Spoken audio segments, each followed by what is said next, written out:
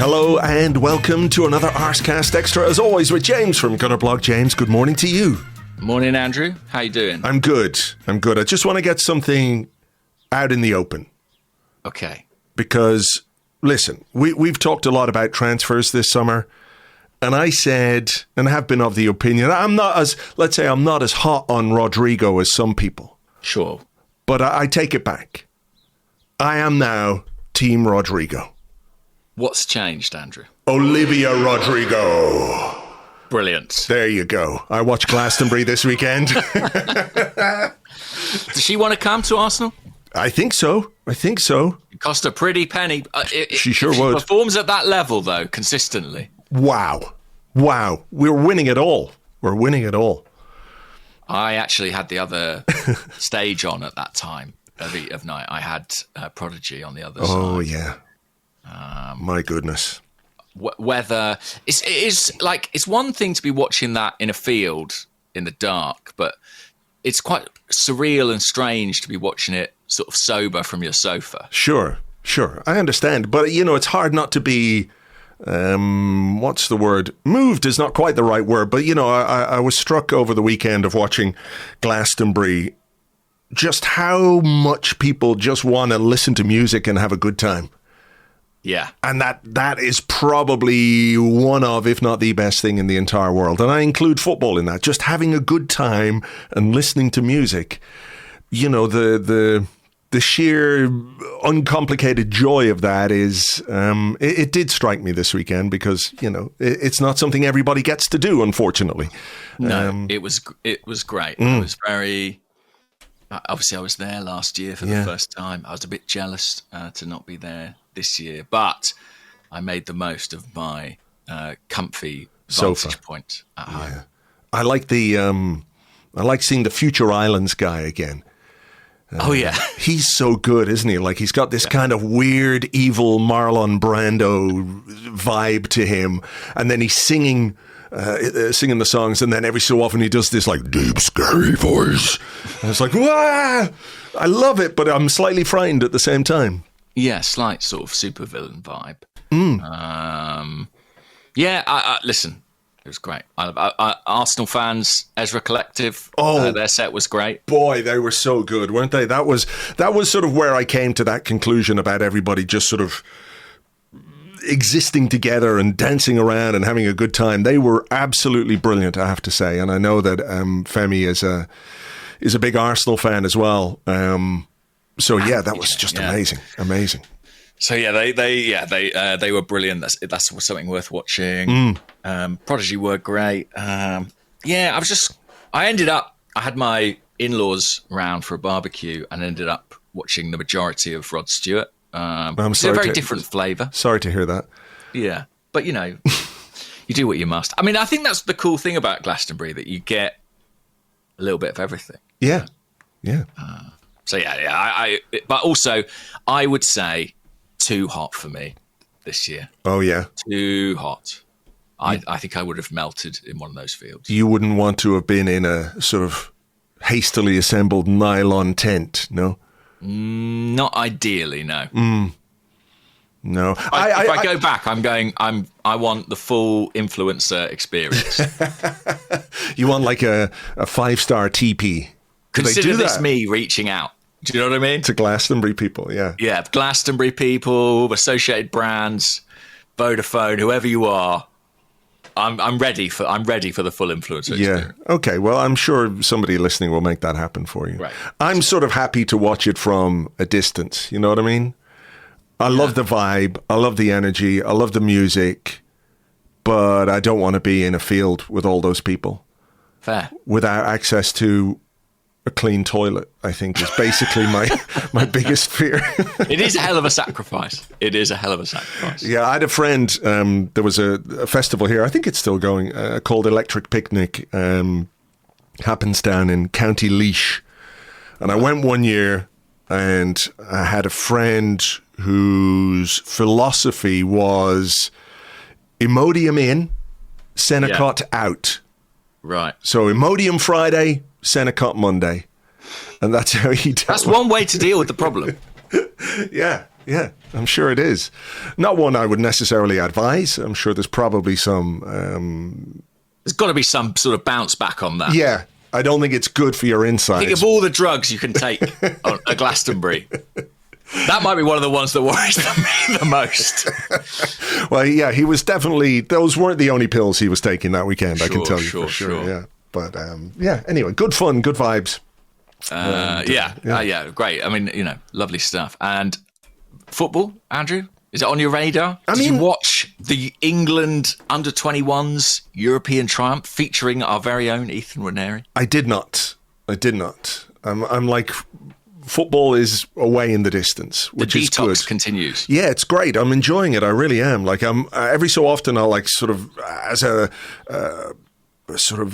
muscle memory habit kind of thing, I'll go over to the Guardian football site and then just go, actually, I don't give a fuck about what's going on at the Club World Cup or anything else. Arsenal transfer news and Arsenal news I'm interested in, very obviously. But the rest of it, I'm like, I don't care. Who cares how many strikers Chelsea are signing? All of the strikers. Yeah. I'm just not doing it. But no, I'm glad for Ethan. I think he came on as a late sub, didn't he, in the final? And England got the very late goal to win the game. So congrats to him.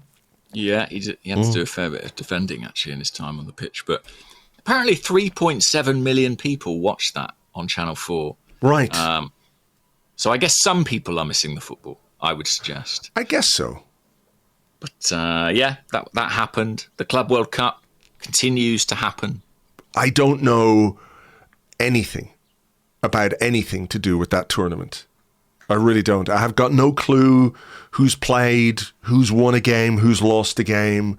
Haven't seen a second of any highlights or any of it. So... out of sight, out of mind. Yeah, I'm quite happy with that, though. I don't need it. I just do not need it, so...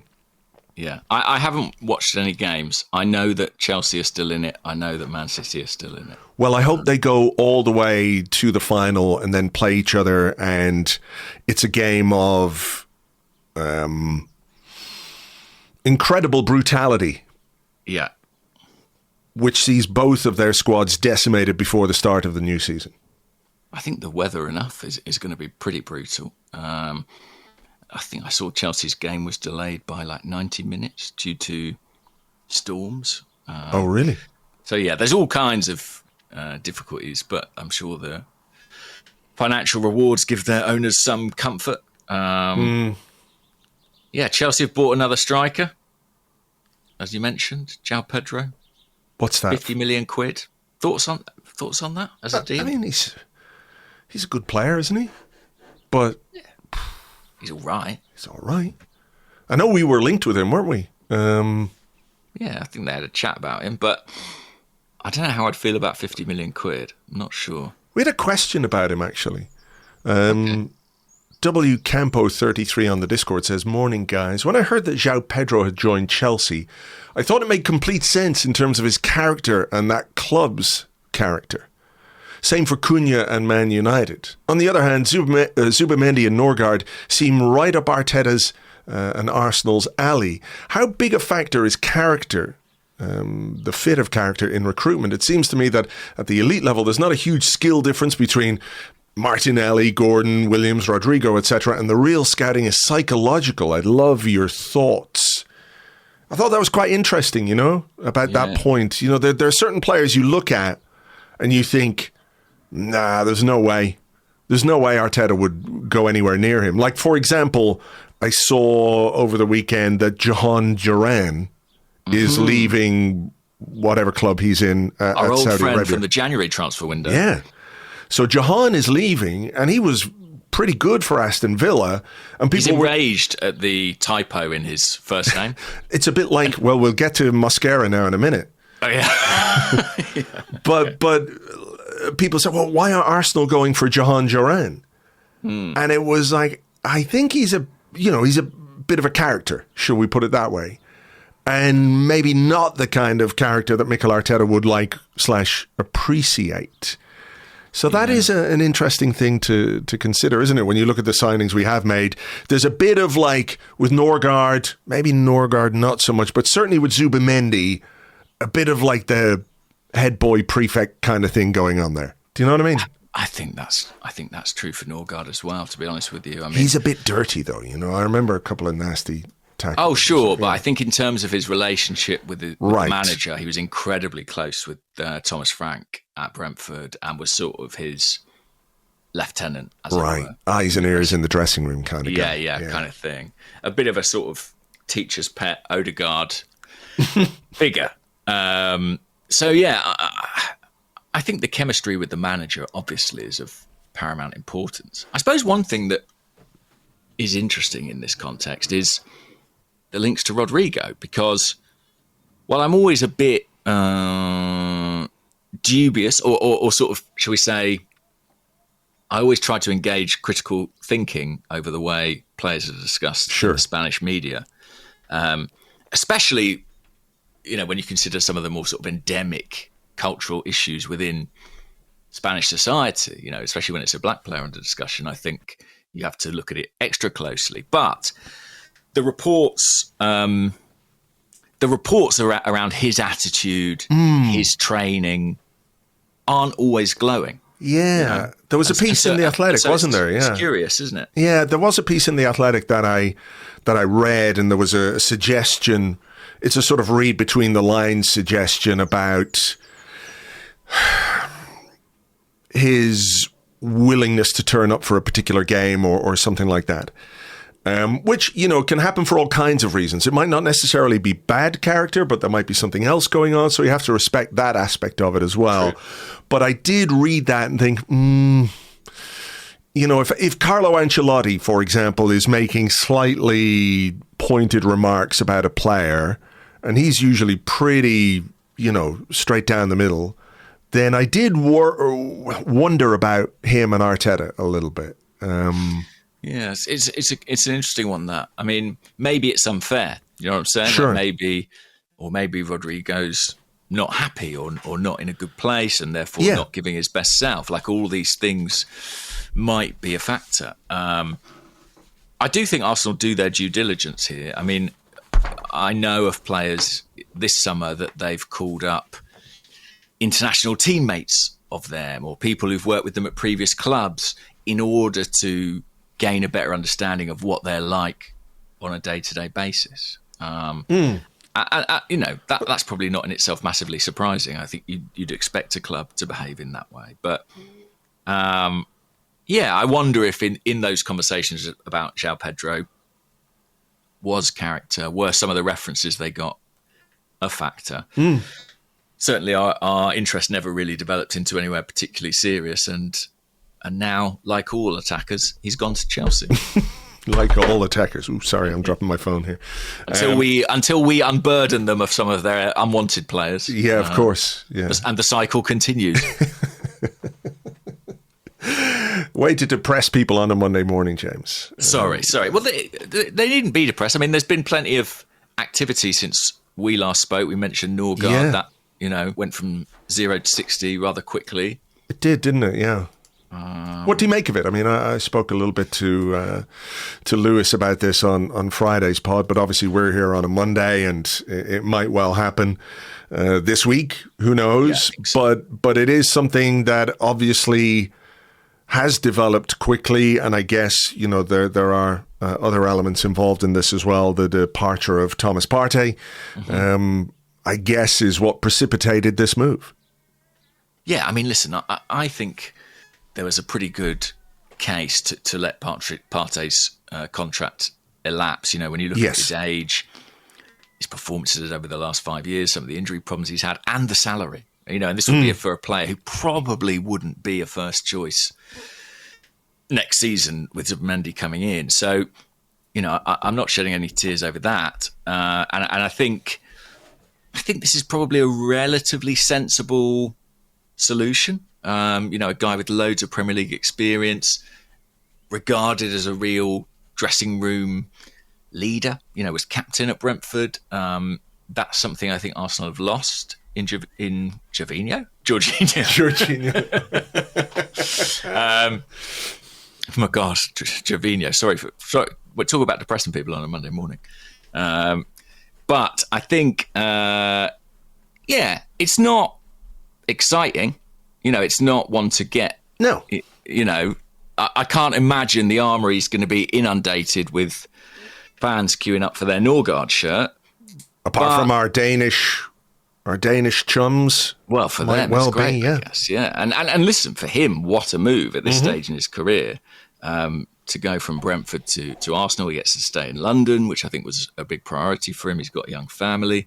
He will be, competing in the Champions League next year. I mean, superb. But I think it's probably a pretty sensible solution to a problem for Arsenal. What do you think? Yeah, I mean, I was going to ask you. I mean, the elephant in the room, I guess, not the elephant in the room, but the big one, the striker, that continues to be an ongoing issue, right? Yeah. Who is it going to be? Is it this guy? Is it that guy? Is it going to be another guy now? We don't know yet. That's still there, and that's still the biggest decision that Arsenal have to make this summer. And I'm hopeful, obviously, that they have already come to a decision, right?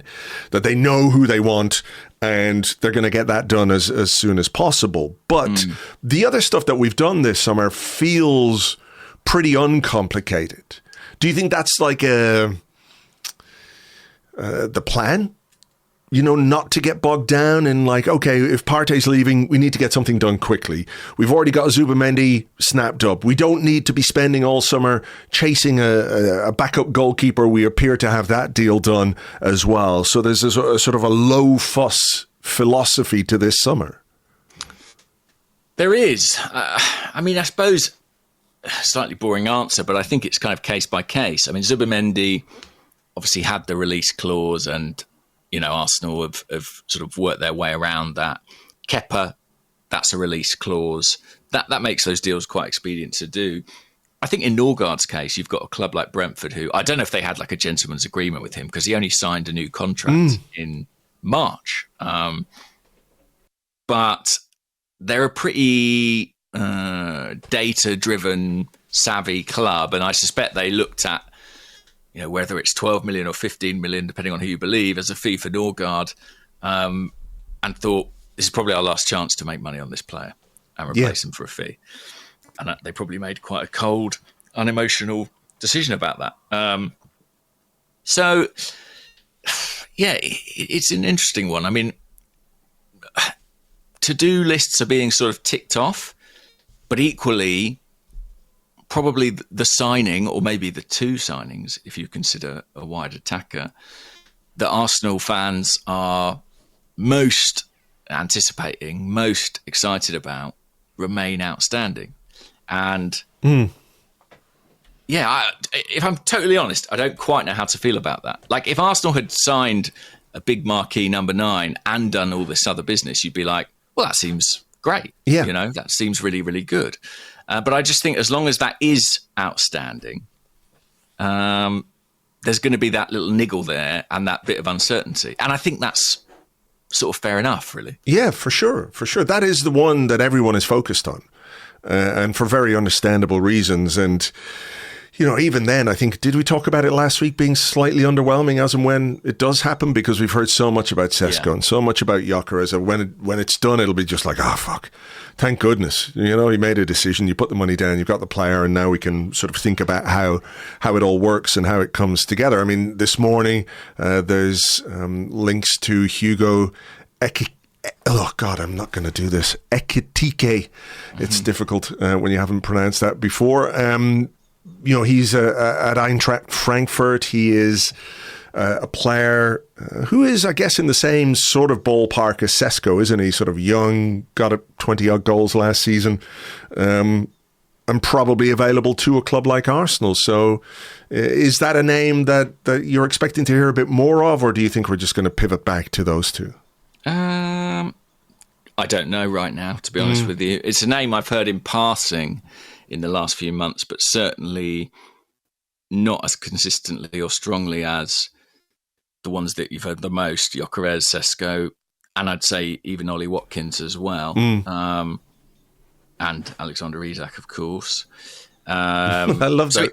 It's just sort of a passing, yeah. And that one guy that everybody wants more than anything. It would be remiss to not throw his name. No, I know that, but yeah, I don't expect that one to happen. Ekitike, maybe. I mean, for me, it would be slightly odd if, having sort of been in the hunt for the other two for this long, Arsenal went another route, but maybe they've hit stumbling blocks with those two deals. I mean, who knows? Yeah, well, I know they have hit stumbling blocks, but, that's every negotiation. It's whether they can... overcome them, Overcome them. And, I really don't know. It's hard to imagine, isn't it, how... Every transfer window, I think we talk about the order of transfers having a big impact on kind of fan sentiment about the window. Sure. And Arsenal are going about it the boring way round. Yeah, Do you know what I mean? I know what you mean. And there may be economic or practical reasons for that. It may be a case of, right, well, let's nail these things that we need to get on the to-do list done and sort of see where that leaves us. The only thing I sort of, in the back of my mind, think is, of all the signings we've made or might make, I do feel like that number 9 one might be the one that Arteta would want in soonest. Yes. Zubimendi, sure, but that was done a long time ago. But this is a player who could be a starting 11 player, who could be someone we're looking to make an impact in the early weeks of the season. I have to think, he wants that player ready to go when pre-season starts. Oh, sure. I think that's absolutely right. The counter argument or devil's advocate position on that might be that Mikel Arteta says, well, I've got Kai Havertz. So I can push it out a bit more. Listen, just to be clear, I don't want that to happen. I would prefer that we got that signing done sooner rather than later. But maybe that just gives him, in his own mind, a little bit of a safety net. But I do think the pressure, external pressure from fans, in as much as that makes any difference to the decision making or the process itself, is such that they really do need to get that one done to sort of keep everyone happy, if that's the right way to put it. I'm not sure that that's why they make signings. They make signings to improve the team, but I do think that there is already, the fact that we're hitting July tomorrow might ramp up some of that disquiet. It's only June. It's only June. Yeah, it's only June brigade about to be silenced. Yeah, their safety net is gone. I mean, I've heard this opinion expressed that Arsenal declined to sign a striker in January, and that was 6 months ago now. And in theory, they have had plenty of time to kind of not only make a decision but do a deal. Now, what I would say is, obviously, there's been a big kind of spanner in the works there, which is they had a change at sporting director level at the end of March. And they probably didn't want to proceed with anything prior to that, and maybe Andrea Berta's arrival, naturally begins a kind of a new conversation or a new process. But if someone says to me, like, they've had 6 months to do it, why isn't it in the bag? I can't really argue with that, to be honest with you. No, I mean, it's something that has been required for some time, and everybody knows it. Like, that whole, well, Arsenal need a number 9 conversation that's gone on for the last 12, 18 months, maybe more on television and punditry and that kind of stuff. It's not always been a good faith argument, but there's no doubt that this summer in particular, it is the number 1 priority. And I think that's something that Arteta has more or less said himself, hasn't he, in some of his sort of end of season press conferences when talking about how they're going to boost the squad. It's been, if not said outright, pretty much implied that this is the big one. Yeah. And listen, hopefully this is the mother of all jinxes. And just as we hang up the microphones. David drops the Orn bomb, and we can all move on with our lives. Yes. But until such a time, and I also have this again. I'm just sort of sharing my feelings, Andrew. You know, feel free. This is a safe space. No one's listening, are they? No, I don't think so. Okay, cool. It's just you and me. just us. I also have this slight nagging thing of like the deliberation, or at least the sort of dual pursuit of at least two significant strikers. Weirdly, it kind of doesn't massively fill me with conviction about their confidence in either. Do you know what I mean? Like, I kind of want them to be sure. And maybe they are sure. Like maybe behind closed doors and then behind another set of closed doors, in the very smallest meetings, in the very most private conversations, they are sure. And this is all for public consumption. But it's not quite the impression I get. And sure. Yeah. That's starting to worry me a little bit. This thing of like, are they really committed to either of these players? And if they're not, is that a worry? Don't know. It's a good question. But, you know, I think where we are is sort of in a vacuum of information, right?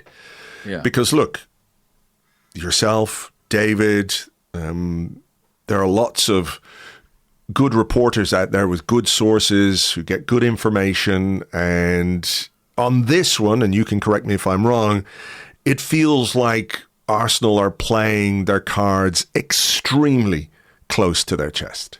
Yes, that's fair. There's very little information out there beyond we know Arsenal are interested in these two strikers because they're two good strikers. They could both probably come in and score goals for Arsenal, and they're both kind of available, if that's the right way of putting it. They're both ready for moves this summer. So beyond that, though, there really isn't anything else, you know? No, that's fair. I mean, I think, funnily enough, you took the words out of my hand. I think I've written they're playing their cards close to their chest, exactly that. And they're entitled to, don't get me wrong. I'm just articulating the kind of fan experience, which is sort of one of, I suppose, slight anxiety, because we all desperately want it resolved. Of course. Of course. So fingers crossed that resolution comes soon. I do think for Mikel Arteta, you know, he will be looking at the sort of resumption of pre-season. There's a training camp in La Manga. Then, of course, they go to Asia. I think he will be looking at that as potentially quite a hard deadline for him. When are the players back for pre-season? It's usually the sort of first week of July, isn't it? Yeah, so I'm not sure. I know some players are due back, I think, on the 7th, so a week today. Right, okay. I'm not sure if there are some in before that.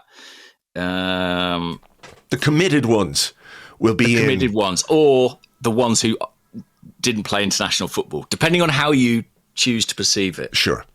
The ones who've had a nice summer holiday already, yeah. So in the next fortnight, I would expect a number of the players to be back and with the group. What about this little question from Blue Sky from Ollie, who's at ollie-l.bsky.social. He says, are we set for a new signing announcement every day this week? And could it make a new Craig David song? Zubi on Tuesday, Kepa on Wednesday, Norgaard on Thursday, and Mosquera on Friday. I bought this guy on Monday. We were making love by Oh, no.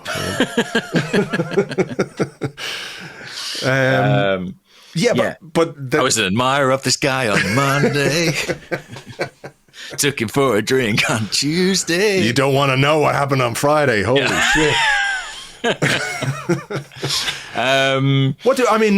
Seriously though, what have we got in the can? We've got Zubimendi. Kepa, Norgaard to come. I think he's due for kind of medical and all that this week at some point. The stuff. You know who's not getting a holiday? The Arsenal content guys. They don't stop, those guys. Get your camcorders out, lads, and get filming this stuff. But I mean, listen, it could happen this week. I presume, for example, given the fact it's July and Real Sociedad will now allow us to announce Martin Zubimendi because they can, put it on the accounts. For the next financial year in Spain. We had questions about that, like, oh, wow, why? Maybe that's why Arsenal are not doing things, because they want it in the next financial year. But the financial year in England, I think, ends at the end of May. So it's not quite the same scenario for Arsenal. But Zubimendi surely is going to happen this week. Yes. I mean, there's no reason it shouldn't be tomorrow. Unless Arsenal have another big announcement, like today's bombshell over Asahi acquiring the rights to sell beer at the Emirates Stadium. The new beer partner, yeah. New beer partner. I mean, I've been saying July for a while. It's going to be July tomorrow. It better happen or It better bloody happen. Your reputation is fucking They're going to be fucked. out to get me. Aggregate that. Yeah, at Gunnerblog, it's better bloody happen. It might not. I mean, obviously, they can announce it whenever they want, and I'm sure it will be a synchronized thing with Sociedad and presented as a great deal for them and all these things. I mean, he will probably have to do like a sort of goodbye to Real Sociedad thing, given that he grew up there and came through their academy. There'll probably be something, as you say, a little bit coordinated between the two clubs, because him joining is one thing, but there is that thing that when you leave the club you grew up at and support to go play somewhere else, I think his relationship with the club and the fans is really, really good. So there is going to be something on that side as well, isn't there? That's true, yeah. And actually, that's kind of the story of the deal, really, that relations between the clubs have been really positive. And in a Spanish release clause situation, that is not always the case. See Arsenal kind of forcibly extracting Thomas Partey from Atletico Madrid 5 years ago. Yeah. But yeah, so we got that one as well. So we might have a fair bit of good news this week. What do you make of the links to Cristhian? He's got the H in the wrong place there, doesn't he, on his name? But anyway, Cristhian Mosquera, who is a 20-year-old central defender at Valencia, in the last year of his contract, and I think this is one that we've talked about a little bit, isn't it, when we've discussed the squad and we've discussed needing backup/cover for William Saliba. It is a complicated one, isn't it, for a football club when you have a player like Saliba. Like when you have a player as good as Bukayo Saka, there's this thing like we can't overburden them. We have to get cover, we have to get backup, we have to get competition for them. But the flip side of that is that when you go to buy a player, you're telling them, well, listen, we want you to come, we want you to be part of the squad, we have a defined role for you, but there's a really brilliant world-class player ahead of you in your position, and he's going to play most of the games. It makes it a little bit complicated, right? So you either go young, as we're doing with Mosquera. He's just 20. He's played quite a bit for Valencia. I did see people say it might be good to buy him and then send him on loan and let him get more experience. But he's coming in to actually play quite a significant role within the squad, because we want Timber and White for right back. We need some backup for William Saliba, which we haven't really had. And he had to play probably a bit too much last season, some cup games that he, shouldn't really have been playing. So you either go young or you go the veteran route, right? As we sort of did with Raheem Sterling, and that didn't work out particularly well. So that sort of discussion with a player where you're saying, yes, we want you, we're going to pay the money, but your playing time is probably not going to be as much as it was.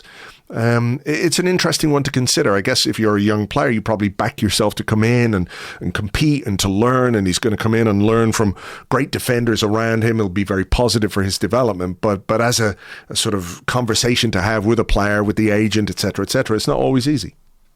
No, but I think it makes sense. I think we needed to, if we were going to bring in a player here, I think this is kind of the right sort of age profile to do it.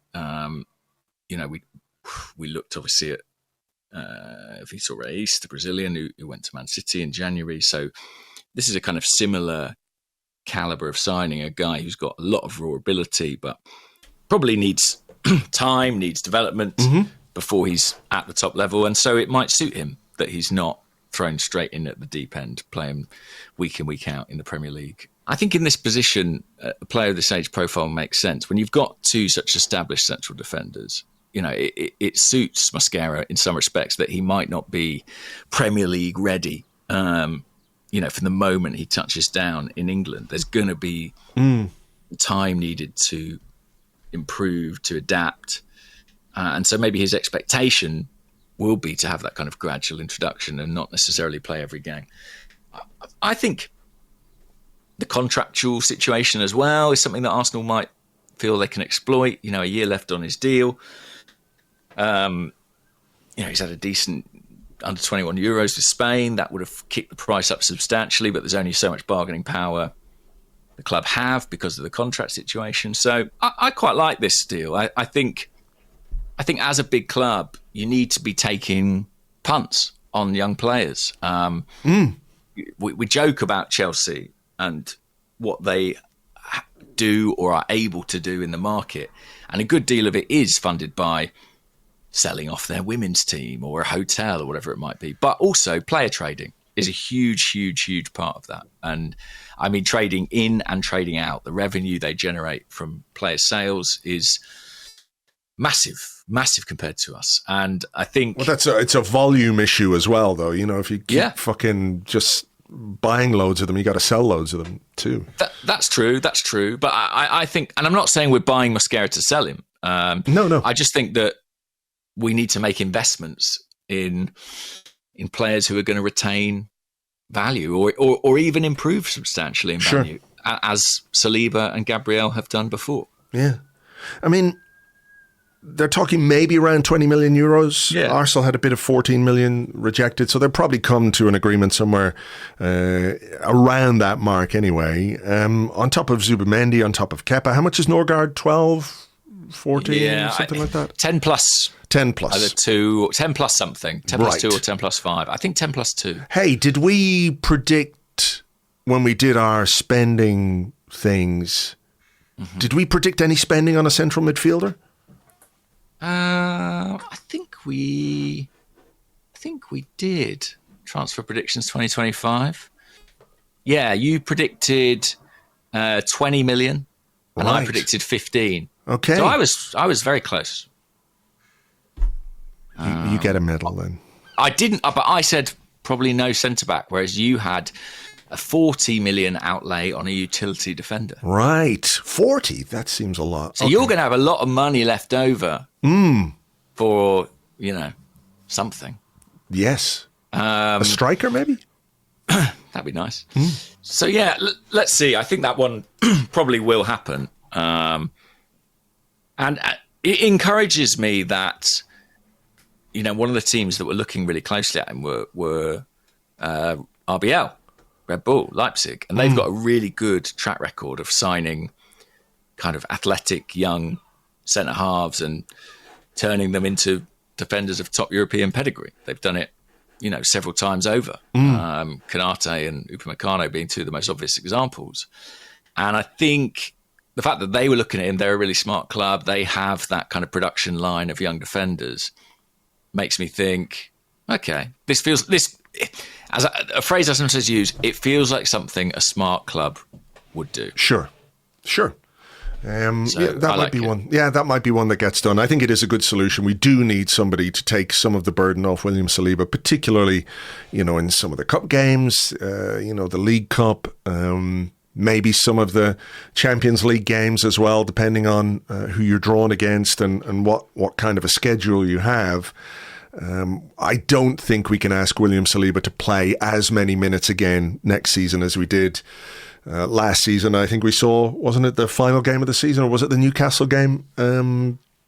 He came off with a hamstring injury, second last game of the season. So it did catch up with him. So it is important that we do that. And also, as I think you say, maybe take a chance on a player who could develop into something that, is very, very useful for us going forward. The other thing that happened since last we talked was the contract announcement for Myles Lewis-Skelly. Not a surprise that it happened, but we got official confirmation of it, and it's a really, really good news and a really good deal.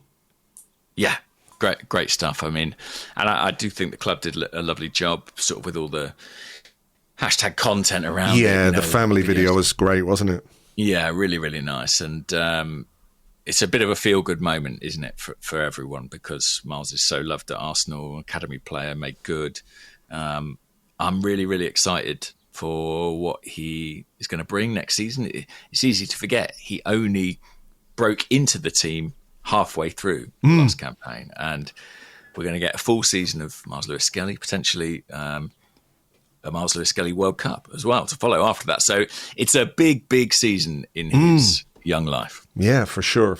And great news, and fingers crossed there are a few more contract stories before the summer is out. Once they get the striker thing sorted, they can concentrate on that. All right, I think maybe we'll take a little break here, and we will come back with your questions and more in part 2 right after this.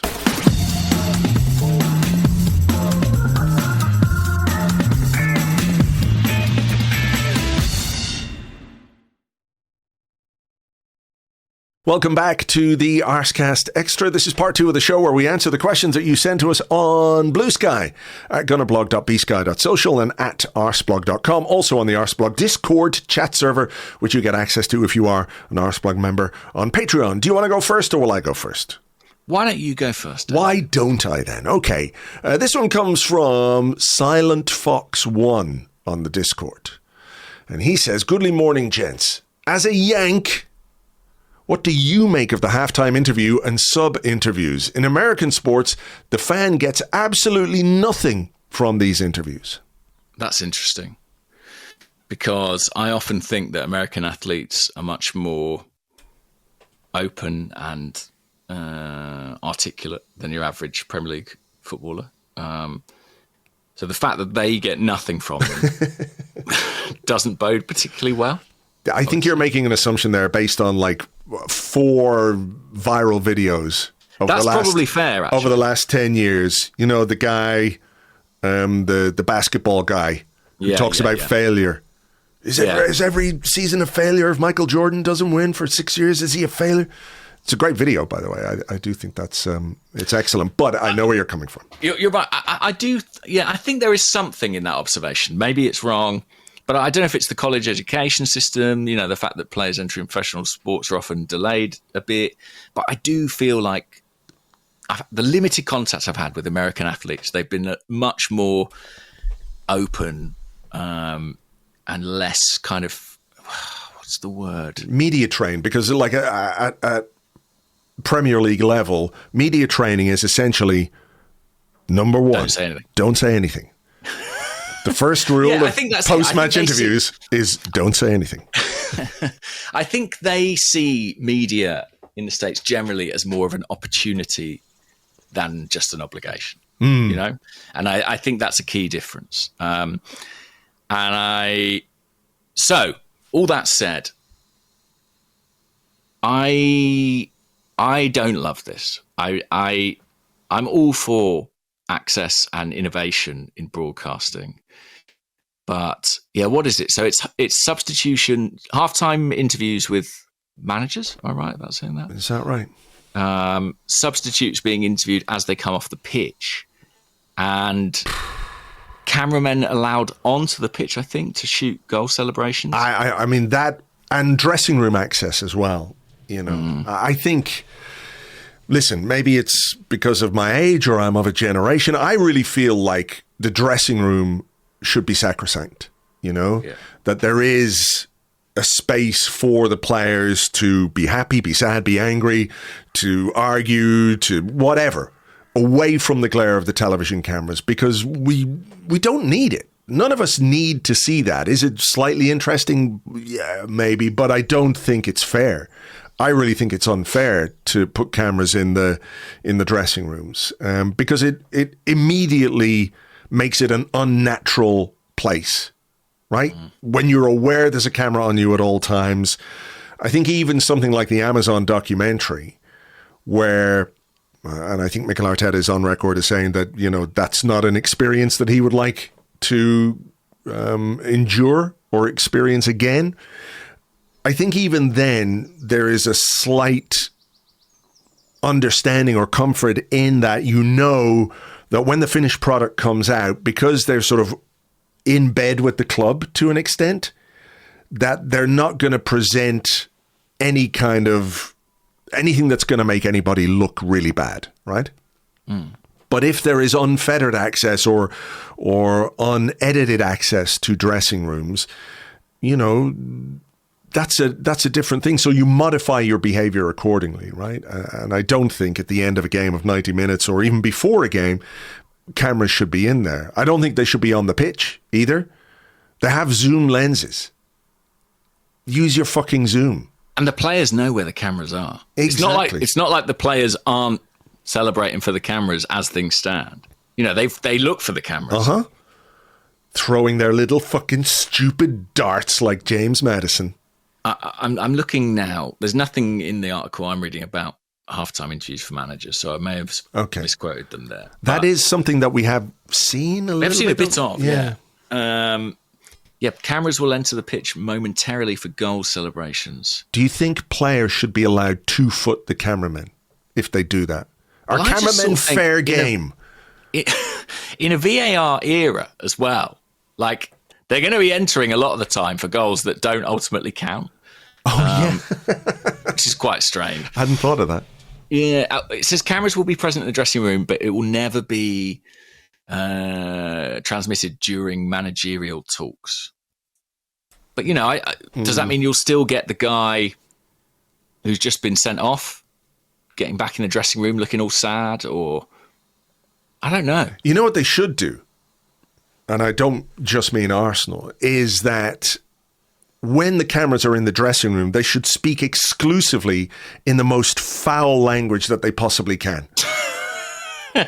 Therefore, none of it ever gets broadcast. Will we see the sort of surreal sight of the footballers doing that weird hand over the mouth motion, even in the dressing room? I think that's probably inevitable, isn't it? We're very sorry if you heard some bad language there. Apologies. It'll be like when Big Brother first launched on Channel 4 years and years ago. They had, like, on E4, you could watch the live stream, right, from inside the Big Brother house. And people, unbelievably, people did watch that. But they had to, every time there was any bad language used, dub it over with the sound of birds tweeting. So basically, you would turn it on like during the day, and because it was pre-Watershed and they'd all be sort of swearing, it would just be the sound of birds tweeting outside the Big Brother house. And I imagine that's what we'll get on the dressing room footage. What do you think about the idea of interviewing substituted players? Because I think... Yeah, apparently I've just read there's a cooling off period before the interview. So it's not like they walk off into the interview, right? As it were. Thank God, because often you see a player substituted, they're unhappy about it. Yeah, that's what I was going to say. Like for most of them, I guess, if that was the case, they would be told, listen, if you're coming off and you have to do that interview, say nothing. Remember, say nothing. But there's going to be an occasion, maybe once or twice a season, where a player, if that were the circumstance, he comes off, he's pissed off, he's annoyed, he says something in the heat of the moment that he regrets. And then that becomes indelibly associated with that player forever and ever, like the memes, the GIFs, the video clips, the jokes, the hashtag bants, all of that kind of stuff. He will become associated with that moment forever and ever and ever because this stuff is permanent, But if that cooling off period is in place, does that mean that the player comes off, sits on the bench, cools off, has a drink, wipes his sweaty head, and then has to get off the bench to go and do an interview? Because surely the cameras aren't going to be allowed, just, excuse me, hang on, move over there.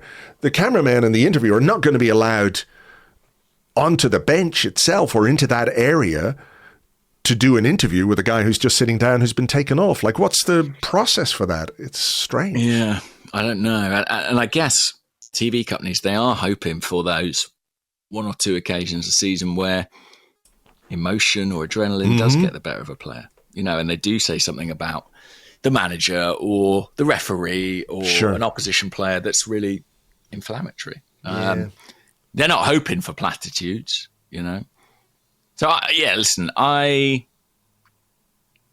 here's what I'll say. I reserve the right to change my mind on this because I was pretty worried and negative about the All or Nothing documentary prior to it airing, and actually I think it was a really positive thing. Now, the difference being that was a curated thing in which the club had a hand.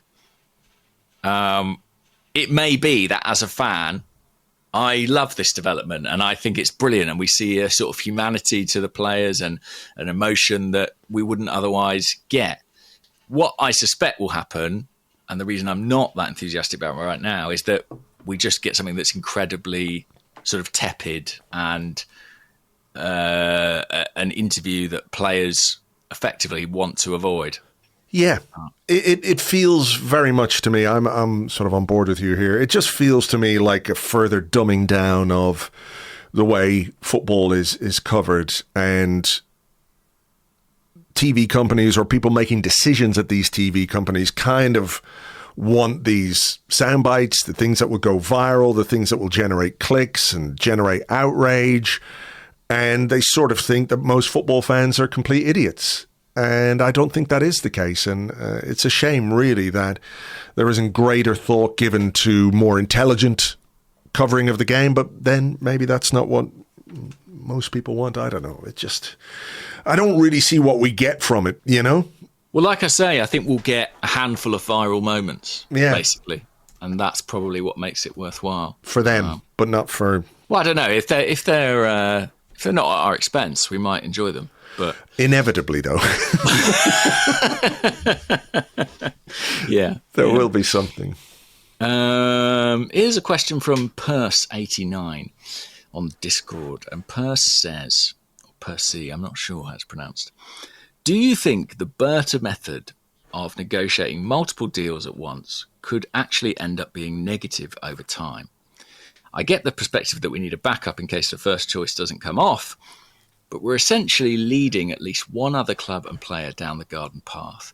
Do we risk other clubs and players not taking our interests seriously as they can't be sure we value them as our top target?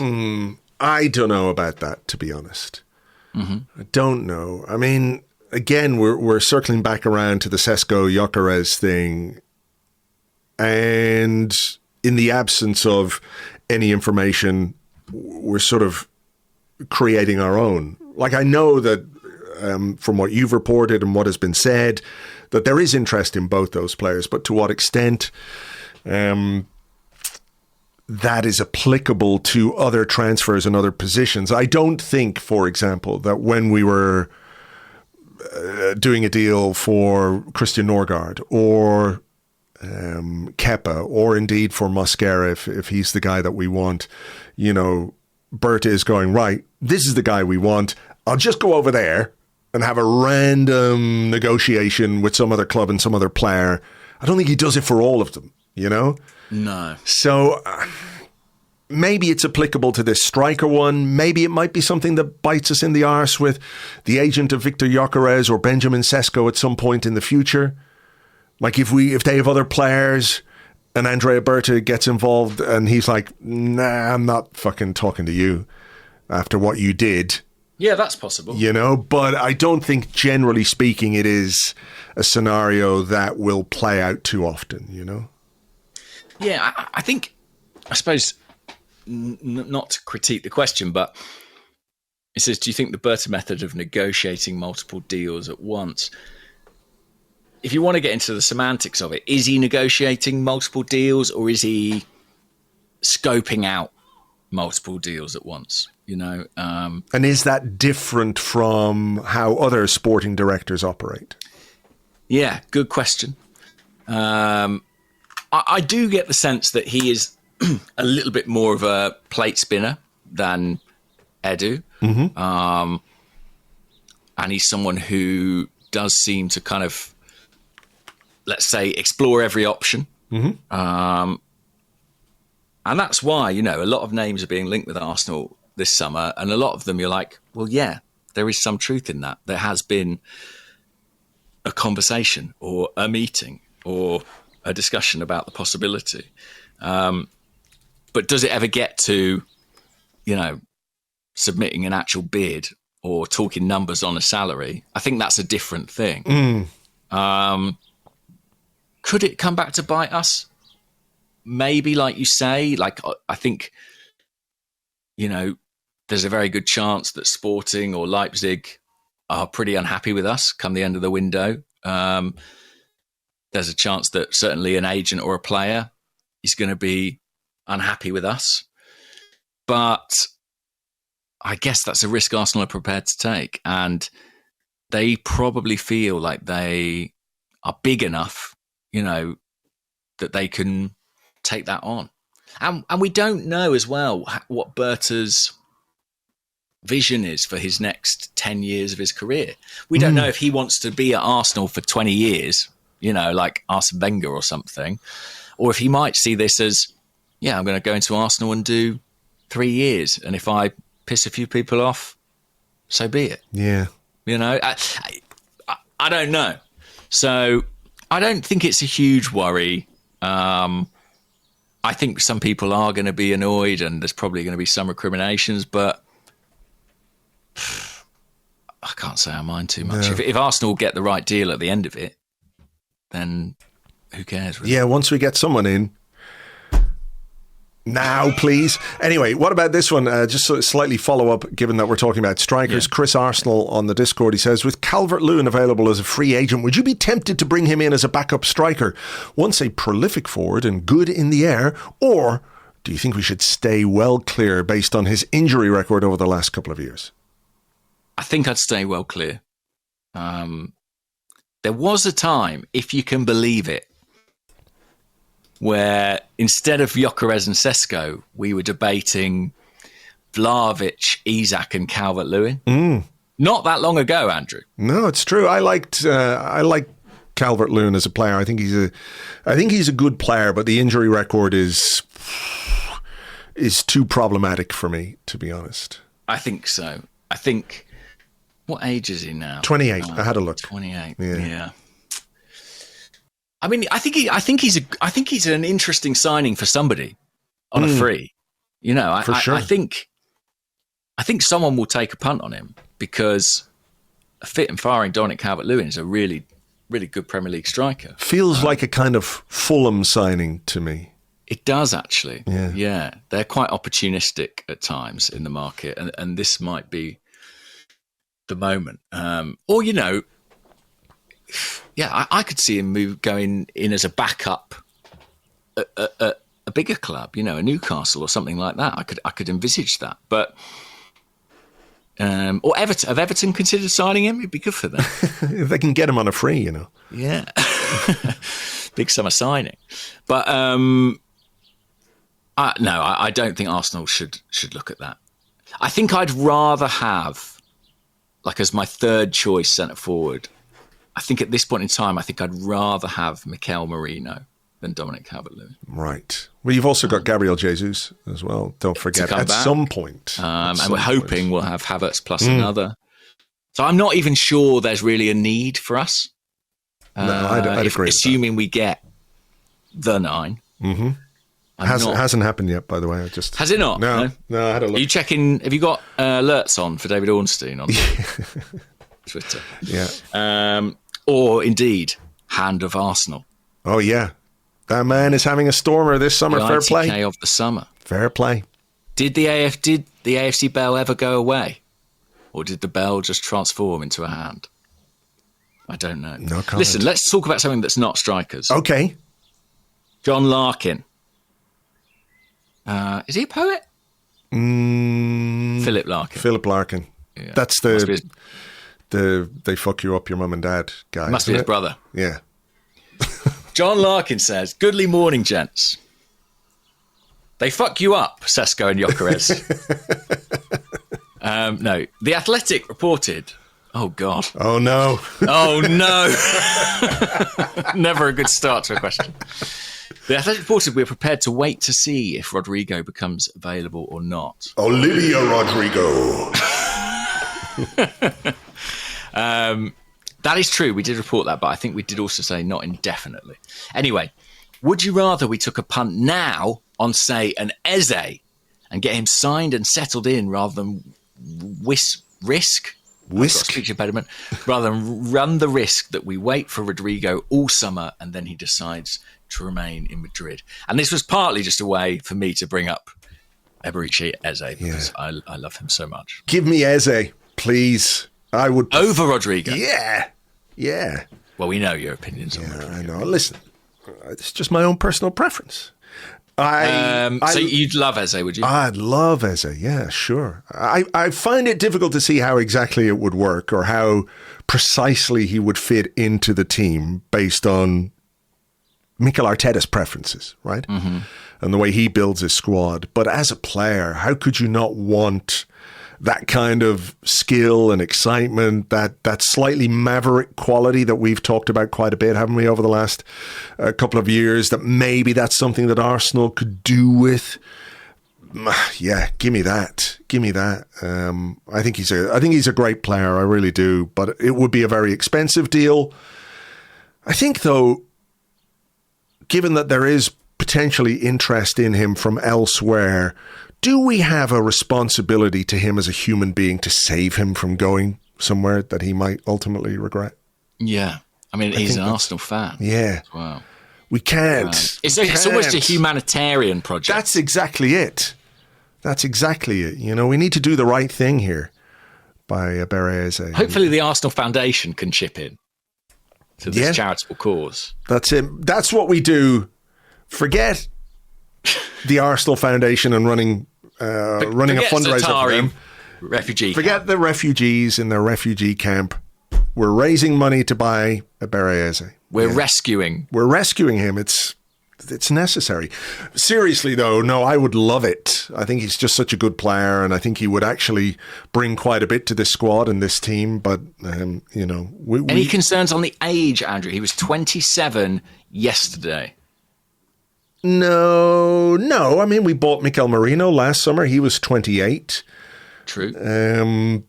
It feels quite old in footballer terms, but I was reminded on a phone call this morning that he's 1 week younger than Art de Rocher, which that feels mighty young to me. That's the yardstick by which we measure I think so, yeah. Arsenal transfers. In Andrea Berta's office, there's a big poster of Art de Rocher on his wall, and all players are judged by which side of the de Rocher curve. Pre-art or post-art. Exactly. That's exactly it, yeah.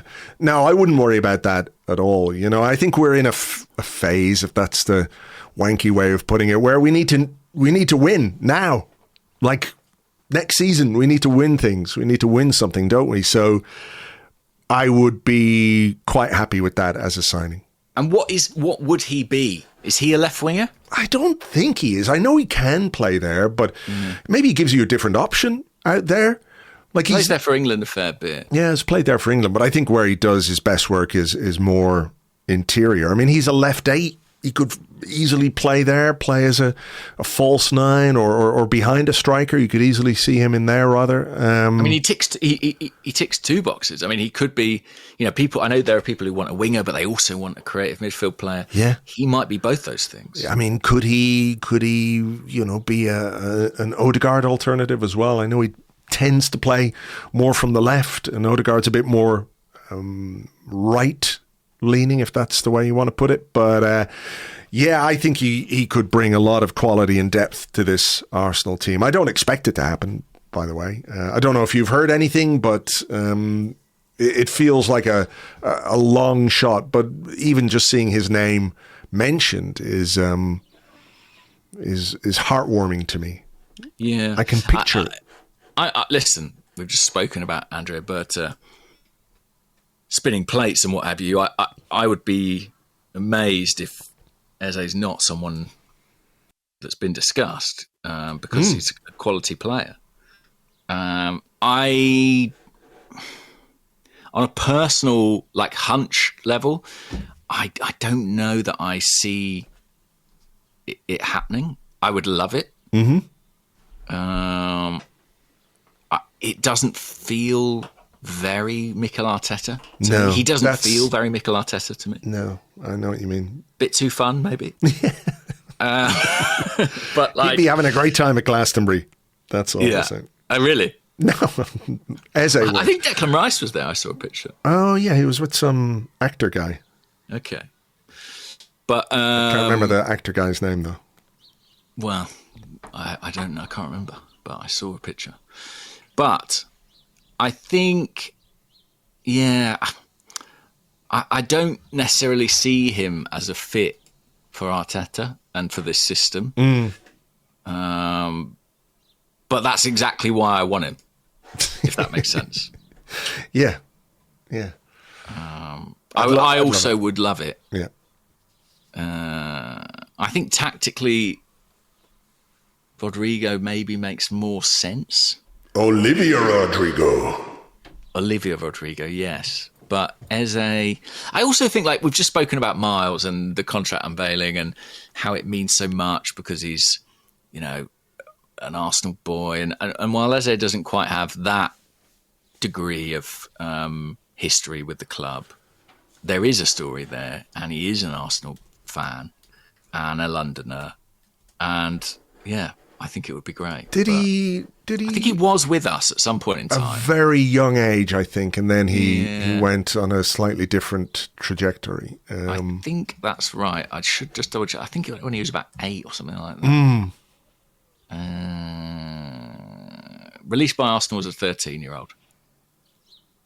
There you go. Well, so it would be a beautiful story. Bring him home. Bring him home. Is it your question? Or no, you just asked that question, didn't you? I asked that one.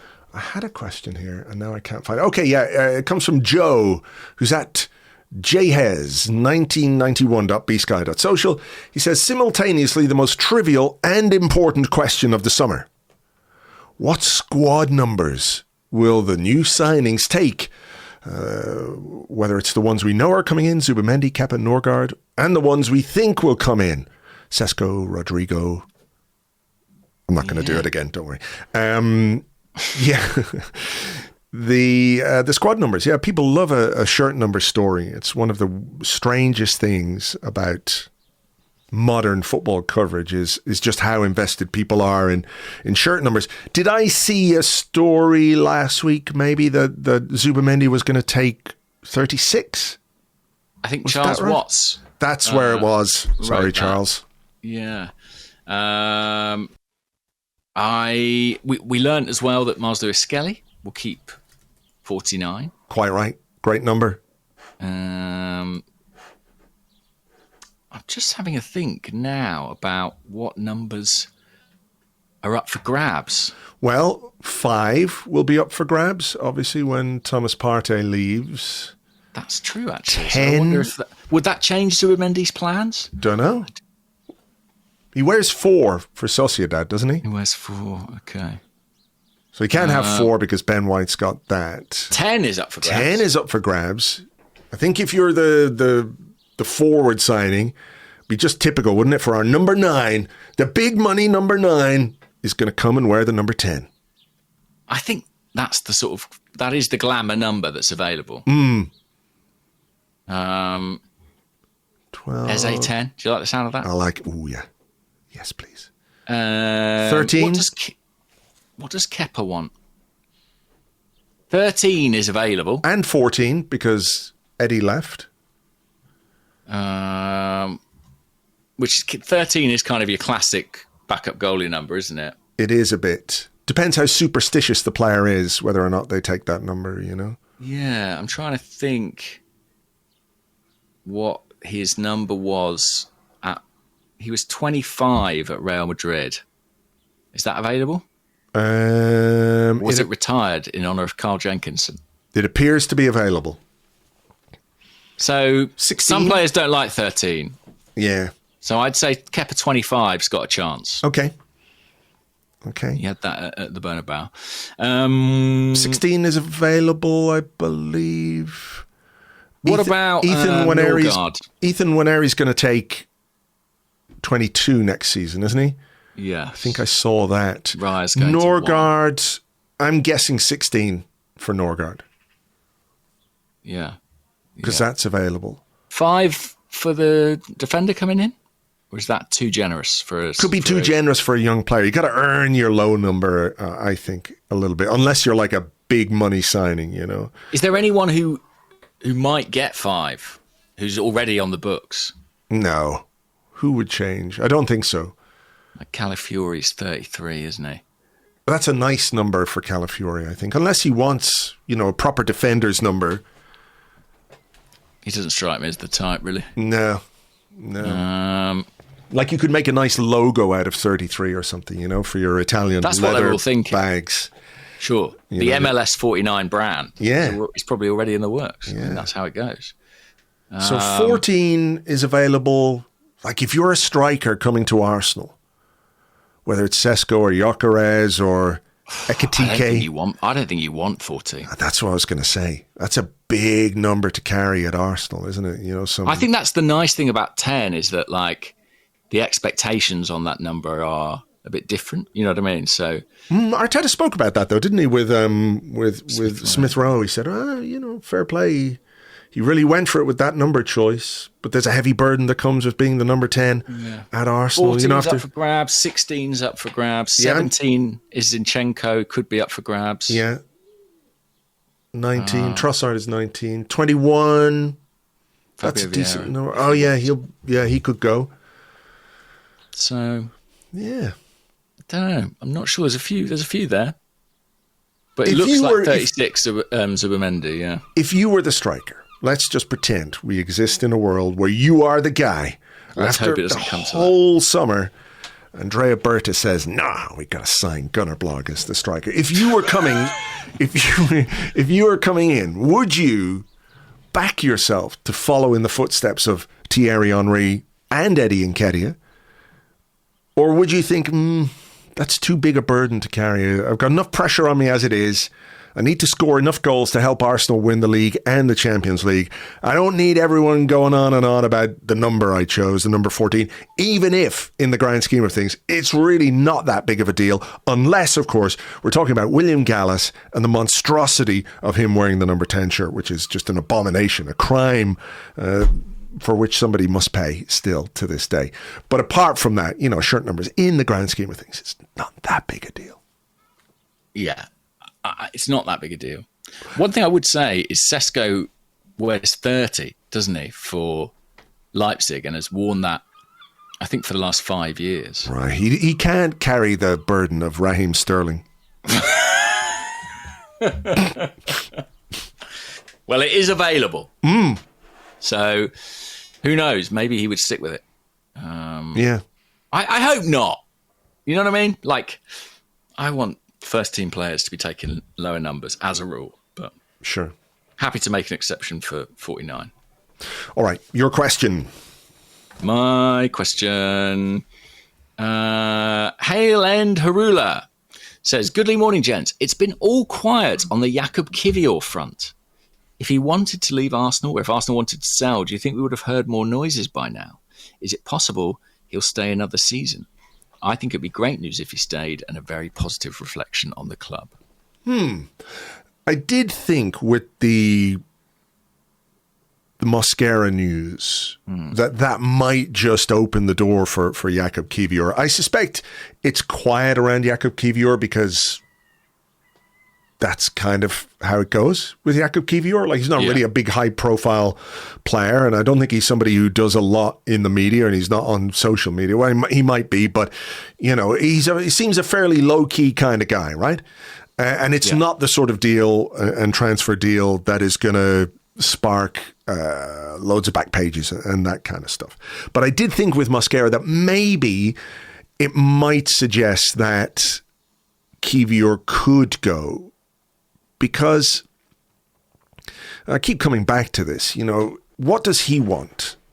What does he want from his playing career? And I think the end of last season demonstrated that he can definitely play for any Premier League club, really, or most Premier League clubs if he wants to stay in England, and that his performances, in Europe will have caught the eyes of clubs in Europe. In the Champions League, he did pretty well. So it's that combination of his stock being really high for him on a personal level, and also his stock being quite high for Arsenal if they're looking at a squad player who might go somewhere at some point. Is this the right time for both player and club to do a deal which sees him go somewhere to play regularly and Arsenal, get a good chunk of money because his stock is really high? We've often talked about, haven't we, the best time to sell a player is maybe a difficult time to sell a player, where you can still envisage a role for that player at your club, but you come to a decision that this is the right time to do it, rather than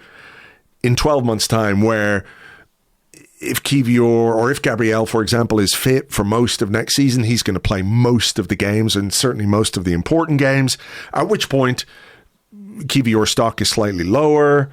Maybe the options aren't open to him to go and play somewhere. So it feels to me like the right time. I like Kiwior, by the way. I think he's done well. I think he has a good squad role.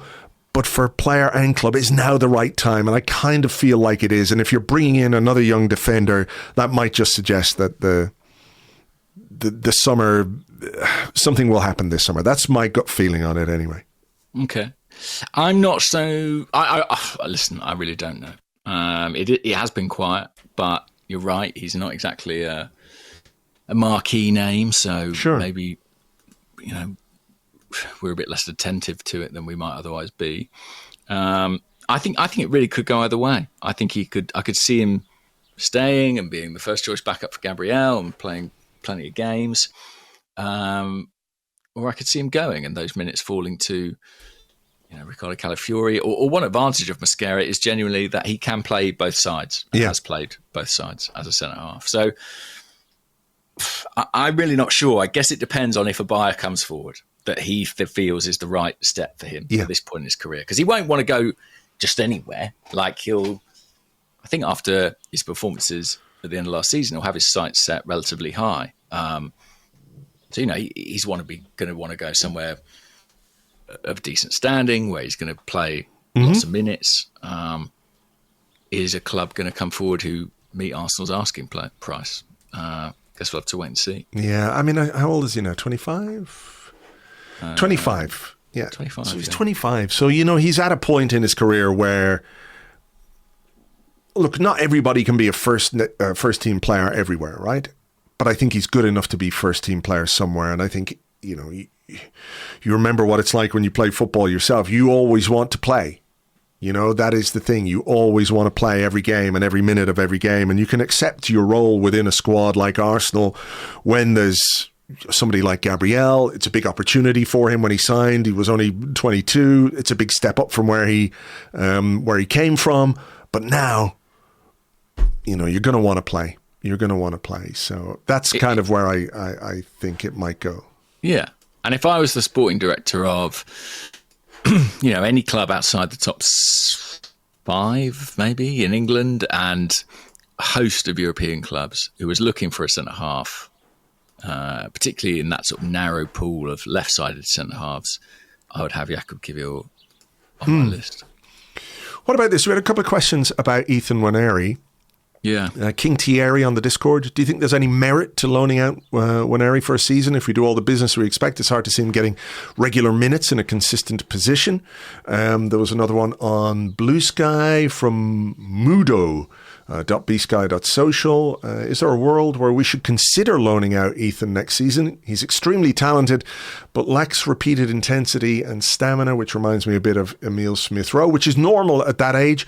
The only way to improve that is lots of game time, a season with Cesc or Cuesta, maybe. So a few questions about that and what the future holds for him. That's an interesting idea. I mean, the first thing they've got to do is get and sign a new contract. That is of paramount importance. And, it's interesting. Miles and Ethan, their whole time at Arsenal, probably their whole careers will in some way feel intertwined because of the way they came up and the way they broke through. It's interesting, isn't it, that Miles is done. Right? He's landed a massive contract. We've probably all seen the phrase, one of the highest paid teenagers or young players in world football bandied around. I believe that is accurate. And he's got all the fanfare, and the club have made a big noise about it. And it's all quiet on the Ethan front currently. Now, I'm just curious to see how what's happened with Miles might impact or influence the Nwaneri camp's feeling about their own deal.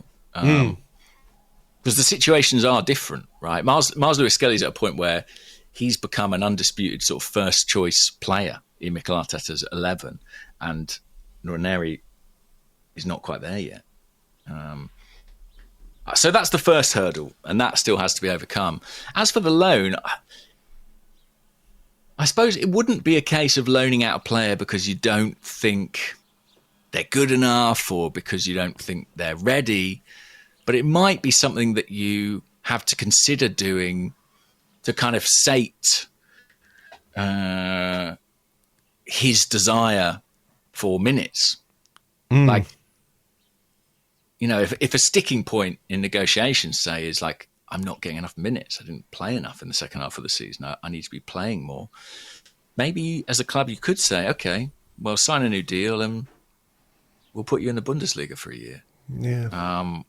I don't think that will happen, but I don't think it's a completely crazy idea, because he's going to want to play probably more than, if we make the signings we're hoping to make, probably more than we can offer. It depends where they're going to play him. Yes. Or where they think about playing him. Like, is he going to remain the sort of de facto backup to Bukayo Saka? Or is he going to play more centrally, which I think is, ultimately where he will end up, is a more central player. But at 18, is more time out on the wing beneficial? Does it give Mikel Arteta the safety net, if you like, of having that other option for Bukayo Saka, and a player who we know has got end product, like to score nearly 10 goals, almost hit double figures in your first season as a senior professional is really good going. So that there is that there for Arteta to consider when he thinks about how the squad is constructed, because, I'm pretty sure first game of next season, first name on the team sheet, or certainly one of them, is Bukayo Saka, right? Yeah. But as we've seen, there is a need to manage him and his minutes and to have a really decent alternative. So maybe last season is a kind of blueprint for what's going to come for the season ahead. I wouldn't be terribly unhappy if it was Nwaneri as the Saka backup. I know we've had our eyes and been linked with a few players who can play on the right wing. Whether that says something about what we want or what the plan is for Ethan, I don't know. But I think there are still minutes there for him. There are games that he can start where Saka doesn't necessarily need to start. So there is football there for him. But like you say, I think the contract thing first and foremost is the big one, isn't it? Yeah, and listen, I don't get me wrong. I want him with Arsenal next season, and I think he will be with Arsenal next season. But if sending him on loan, and I don't know that's something that he would want, but if that meant that Arsenal stood a better chance of keeping him over 3 to 5 years, sending him out for a year on loan where he can play regularly and develop and, get all the minutes that he wants and needs, then that's a sacrifice I'd be prepared to make. Because I think we need to see what this player is going to become, and it will be infuriating if it happens on somebody else's books. Yeah. I think he's really, really exciting.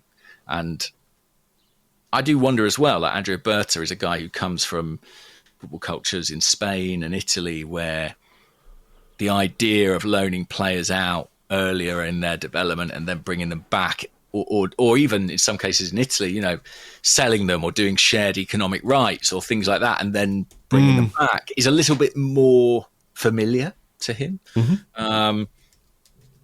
I don't know. It might be a good compromise, but I'm sure Mikel Arteta would like to have him at his disposal as and when he does need him. And we saw last season there were times where he was turning to him ahead of more experienced players to try and, you know, bail us out or win a game. So it's a really interesting one. And my gut says his future lies more in the sort of central areas than on the flank. But what that means for next season, I don't know. Yeah, we'll see. Preseason might tell us a bit. You know, you can't read too much into preseason, but I think we saw last year, didn't we, that you know, Miles and Ethan were very much involved, and part of their involvement pushed Fabio Vieira into a position that he didn't normally play in. And then Vieira went, and that pathway was created for Ethan. So let's see what happens in preseason. What about a couple of quick ones just to finish? Gambling Blues on the Discord says, where are those Man City charges at? Any idea? Great question. No idea. Don't know. Your guess is as good as mine. And this one on Blue Sky, Mitch tunit.bsky.social. What's your take on reports that Arsenal are in the process of planning an expansion to the Emirates? This would be amazing if possible, but I always thought there were restrictions in place. I'm sure there are restrictions. I mean, it's a huge stadium in central London, but I think they're absolutely right to be looking at it. You know, what's possible, I don't know. But as I've said many times, when you go to SoFi and you see what's been achieved there, it's exciting to think about what Arsenal could potentially do. Yeah, I saw a story last week and it was sort of a mocked up version of what the Emirates Stadium might look like and all that kind of stuff. It looked very futuristic and modern, but the thought that occurred to me, and I don't know if that's just a thing they made up or if that's part of, you know, any plan. And I don't know really, you know, to what extent these things have been discussed at board level or by the owners. But what struck me was, if you're going to do that to the stadium, we're going to have to spend a couple of years at Wembley. For sure. They'd have to find an alternative place to play. And that's really complicated. And less than ideal, probably. So that all these factors are having to be considered, I would think. By the way, not so much a question, but more of a story, and I'd be interested to your take on this, from Christopher Sutton Jr. from the far future. He's here at last. And they say, greatly morning, gents. Not a question, but a story I had to share. After a week without Arsecast due to Andrew's holiday, I was venturing on my own honeymoon. As soon as I landed, the new Arsecast dropped. I couldn't go 2 weeks without an Arsecast, but how would I find the time on my honeymoon? Now, Mark Zuckerberg may be a massive cunt. No, maybe about it. But I won a pair of Meta Ray-Ban sunglasses before I left for my holiday. Right. Which include built-in headphones within the sunglasses frame, invisible to anyone, including my new wife. Wearing these new glasses, I was able to listen to the Arsecast wherever I was, in the pool, driving somewhere, at the beach, wherever. And quite simply, there's no way she would ever have known. It's not that she would have minded. I think she just would have judged why I need more hours of Arsecast when A, I'm on holiday, and B, there's no football. And C, it's your honeymoon. And it's your honeymoon, and congratulations. Anyway, he says, would recommend a pair of these stealth glasses to anyone going away with a girlfriend or boyfriend, but who needs to keep up stealthily. Right. Well, far be it from us to endorse a Meta product. Absolutely not. Absolutely not. And maybe the thing to say is that the basis of a good, long, healthy relationship is being open with your other half and saying, listen, I love you very much, but I'm just going to put my headphones in for an hour to listen to two idiots talk about Arsenal for a bit and maybe other stuff. I think lying is healthier than telling them. But what does that say about my marriage? Well, there you go. There you go. I've got no comment whatsoever to make on that. Okay. But anyway, fair play for finding a solution. Wouldn't it be amazing if his wife, while he was listening to the Arsecast, was doing something else on the sly as well? Little does he know. I'm just going upstairs with the pool boy. I'm sure he Seriously, though, congratulations. Yeah, well done. Well done on your wedding. All right, listen, we better leave it there. We got to get ready for a big week, James. You know, all these announcements, all these videos. It's Kepa time. Yeah. We've all been waiting so long for Kepa. You're about to see the best of me. Yeah. Oh, God. Kepa. I've got flashbacks already. Some PTSD there. But look, it is going to be a busy week. Have a Craig David-tacular week yourselves, folks. Hope you enjoyed the show. Thanks as always for listening, and we will catch you on the next one. Bye-bye.